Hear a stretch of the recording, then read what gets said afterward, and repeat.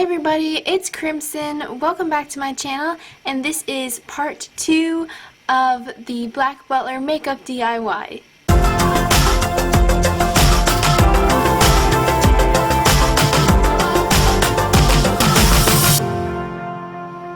So in the end of part 1, I told you I was going to show you how to make the Alois Trancy version of the Grail Sutcliffe lip palette.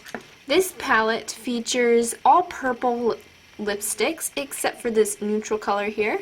We have this really nice opaque, just plain blue-purple color. And then we have the really dark navy violet. We have this plum color, which is probably my favorite.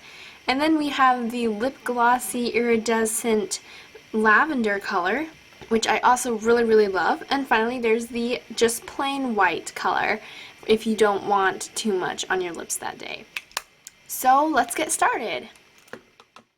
So I'm going to be starting out with a recipe of 10 pellets of beeswax, a quarter teaspoon of coconut oil, and some vitamin E oil.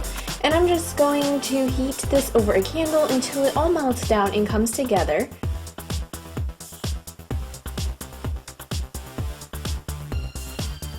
Then I'm going to be adding in a purple-blue opaque eyeshadow, and I'm just going to stir this together until it comes together. And then pour it into the largest partition on the bottom of the palette.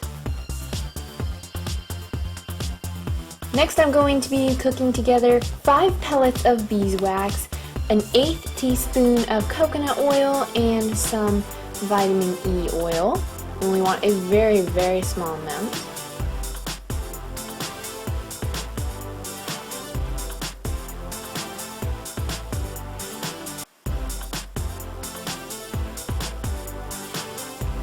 Then I'm just going to heat this over the candle until it melts and comes together. Now I'm adding in a plum eyeshadow, and remember you actually have to put quite a bit of shadow in before the color is going to be pigmented on your lips, so be generous.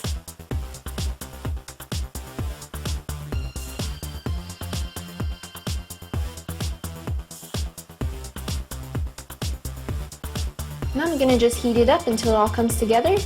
And this is going to go into one of the smallest compartments in the palette.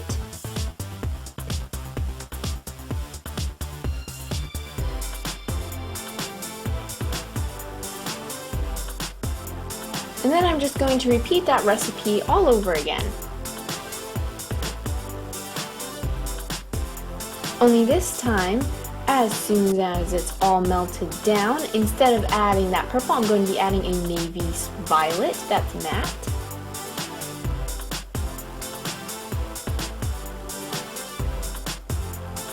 And this is going to be going into the second smallest partition in the palette. Now it's time to mix up another batch of that and just add in some sparkly white eyeshadow. This will be going into the in-between sized partition in the palette.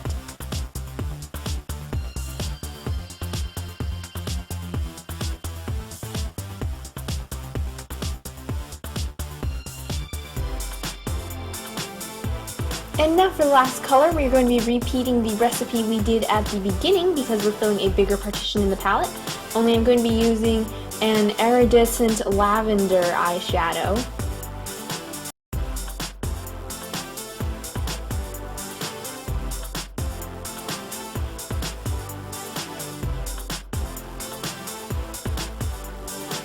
And this is going to fill the last partition on the palette. Now just put this in the fridge to set, and when it's finished time to make the decor on the outside, I'm just printed out the Kirasutsuji logo in purple, and I'm going to tape it down to the front, and then I'm just going to trim it down all the excess tape. And once you're finished trimming it down, just add in a little miniature lip brush to the tool compartment on the palette. And So that's all there is to it. It's basically all the same steps from part 1. All I did was change up the colors. I hope this was helpful to you guys and that you guys liked it. If you do, please give this video a thumbs up, and if you want to see more of my stuff, then all you have to do is subscribe. And I'll save you all for later. Bye bye. Smoot!